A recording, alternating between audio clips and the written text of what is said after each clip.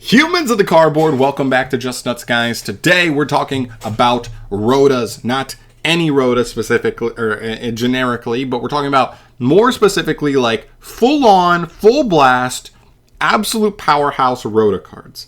And what I mean by that is it like very, very similar to rota, and not just the sense that it searches a card from deck to hand, lets you get access to different cards in your deck, but more so that it searches an entire type in the game in a certain level range. Because that's what makes Rota so broken compared to so many other search cards that we call Rota, because it has that wider range of searching any warrior level 4 or lower. I mean, that's over 1,000 targets, I'm pretty sure. And that's what makes it so good, is that applicability to so many different decks, so many different archetypes, so many different targets. So that's what we're talking about today. We have 5 real Rota cards in the game of Yu-Gi-Oh! I'll talk about what I mean by that. And then I want to talk about what types potentially could ever get a Rota down the line. So starting off here, obviously Rota is the king of kings, right? We base all of these search cards off of Rota. That's why we call them Rotas, because this is the original. It's why it's at 1. It's non-once per turn. It's insanely broken. Next up, we have Fire Formation Tenki. Very good as well. It is continuous. It is hard once per turn, so little bonuses there, right? Giving the extra little attack boost, the fact that it stays on field, so you could potentially send it for cost for another card or something like that. Couple little mini bonuses, but also is hard once per turn, so still good. From there, we used a Fossil Dig. We moved to Fossil Dig. Any level 6 or lower dinosaur, very good searcher as well. Again, not once per turn. That's very scary. I could easily see this going to 1 because of that down the line, but we'll see. Cyanide Mining, one of the newer ones, searching any Cyberse monster. And I could see Konami doing this as we go forward, where a lot of these types maybe don't deserve their own Rota, and they probably shouldn't. But maybe when Konami makes a new type, like Cyberse, give it Cyanide Mining. When they make a new type, Illusionist maybe, give them a new type, a new Rota card. Something like that I could see being like a real deal, but we'll see. And now Cyanide Mining has its drawback as of discarding a card from hand to activate. So Ash punishes it a little bit harder. It is inherently a -1 overall, but it is what it is. We'll take it. From there, we move to Bonfire. This is the last one. This is the one that came out earlier this week. It searches any level 4 or lower Pyro monster from deck to hand. This by far was the most sensible Rota they could have made for a monster type. Unless they want to make like a Divine Beast one or a Creator God one, which like we don't even really have targets for, whatever. This one, for a real type, was the only one that made sense. It's such an underdeveloped type. It really only has one playable archetype in Volcanic. And other than that, there's not even many generic Pyro cards that are going to be abusable by this. But I do think down the line we'll get a Pyro archetype, and this card will be a great card for that. But, I don't think it's the most obscene thing in the world. When we go and look at the list, though, however, of the remaining types, there's a lot of things to look at and a lot of things to consider when deciding on which one of these could potentially get a Rota down the line and which ones could and definitely should not get one down the line. So, as we start off here, let's just go in alphabetical order. You start with Aqua. Aqua's fine. I think the only thing I really have trepidation about Aqua-wise is something like the Frog package. Specifically, Ronin will come off the ban list at some point, and when we do, having 3 more copies of Swap or one of the other frogs is very, very scary. Because in like water-based decks, giving you much easier and consistent access to like Toad without normal summon is pretty strong. It really is. So that's definitely something to keep an eye on. Other than that, you have Beast. I would stay away from Beast and Wing Beast specifically just because of Tri-Brigade. Going forward, any new like Tri-Beast themed deck, you have to look at and go, oh my gosh, but like Tri-Brigade makes that insane. Not only is this archetype good, but then you add Tri-Brigade on it. That's even more insane kind of thing. So I would stay away from Beast and Wing Beast for those reasons. Just saying. Beast Warrior, we already have it. Creator God, not even really a real type. Cyberse, we have. Dinosaur, we have. Divine Beast, not a real type. Really. Dragons, way too good. There's way too many great cards. They already have plenty of searchers by themselves. They just got Magdamu last year, which searches any dragon monster in the game. Like, broken.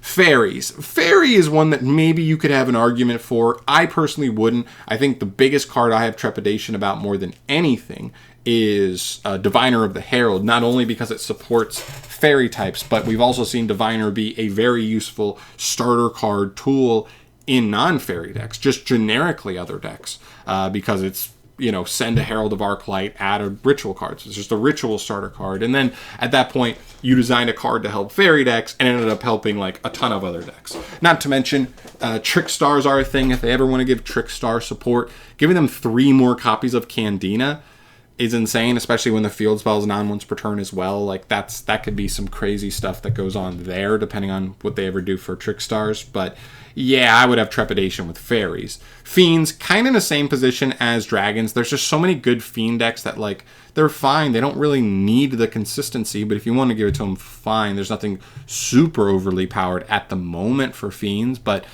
I don't love it.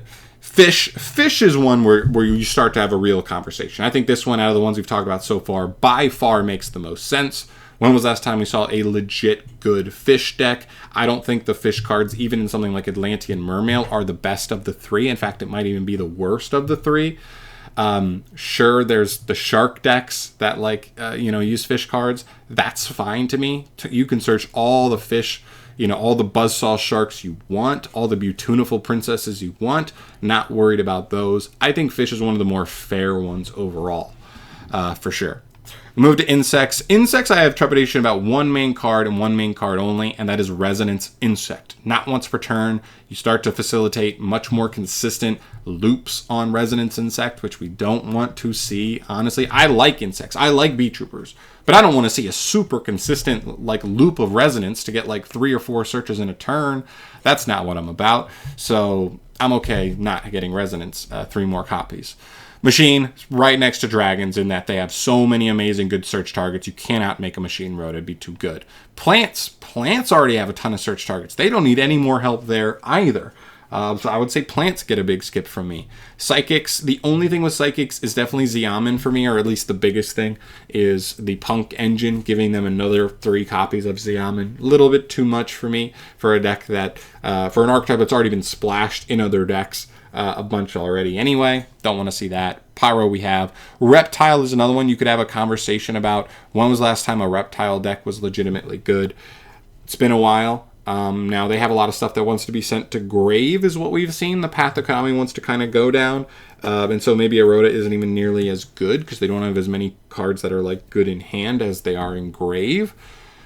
But, it's one of those where you could have the conversation, but if they do have some tools and if they actually do get the support they need down the line, then we may look on and be like, shouldn't have made that Rota. So I am scared about reptiles as well, but it is one of the more justifiable ones up there with fish. Rock, too good. There's too many good rock cards. Adamanticators, if Block Dragon ever comes off the ban list, definitely rock is a scary one. Sea Serpent you can't do. Between Neptibus, Deep Sea Diva, Atlantean Dragoons, there are some very, very powerful Sea Serpents that I do not want searchable. Plus, if they ever print this card, Deep Sea Aria will never see play ever again. So I don't want to see that either. Spellcasters, right there with dragons, right there with machines. A ton of great engines and search targets. I think that'd be too good. Thunder, sprites, problematic. Warriors, already have it. Wing Beast, Tri-Brigade, not messing with that. Worm is weird because there's not a ton of worm archetypes, but there are 4 or 5 of them, and they almost all of them have their own Rota already anyway.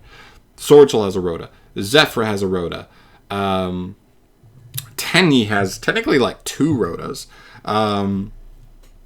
And, there's other stuff too. I know they're not full-on Rotas, but yes. But they already have a ton of searching Rotas in their types already. There's only 1 or 2 archetypes that don't. I don't think we really need it. I just don't think it's necessary. Plus, they're already really good anyway. The worm decks have been pretty successful over the years, so I think they're fine. And the last one, zombies. I think there maybe is an argument for zombie, even though there is a good pool of playable zombie cards. I wonder if the thought process here is almost similar to reptiles in that because a lot of zombie cards almost want to be in grave more than in hand, a search to hand card isn't even as amazing in a zombie deck. It's not as useful because they just want to get stuff in grave. If it's just searching uni-zombie, sure, you're more consistently getting some of your better starters, but you still get washed out by Imperm, veil or whatever. So that's not solving that problem. I don't know. I mean, there's maybe a world where zombie gets their own like dark corridor where it's add a zombie monster from deck to hand and then pitch a card from hand, which could be cool. So like it could just essentially be Foolish Burial, or it's add a starter, pitch a dead card in hand kind of thing. There could be some interesting stuff there for sure.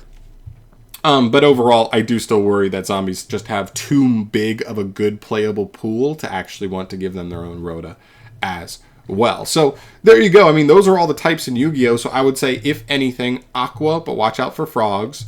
I would say fish. I think fish may be fair. If they made a fish one tomorrow, I wouldn't be too beat up about it. I think reptiles, but be careful.